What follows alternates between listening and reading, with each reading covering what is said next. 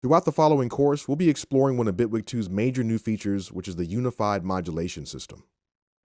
This unified modulation system allows us to use any number of the new modulator devices to add some controlled movement to parameters in either native Bitwig devices or any third-party devices that we might use.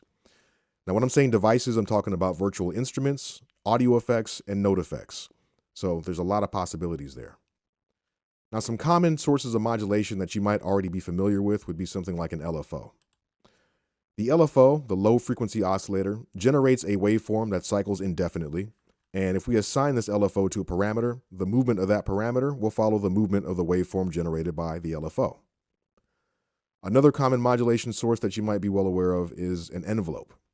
We have an ADSR envelope, so attack, decay, sustain, and release. Unlike an LFO, this does not cycle indefinitely.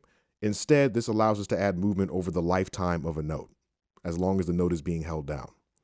So once we strike a note, we can move through the stages of this envelope, and by changing the shape of this envelope, we can change the way that certain parameters are modulated. We also have a bunch of other modulator devices that are a bit more esoteric, and we're going to be exploring a lot of these in more detail as we continue. So without further ado, let's get started.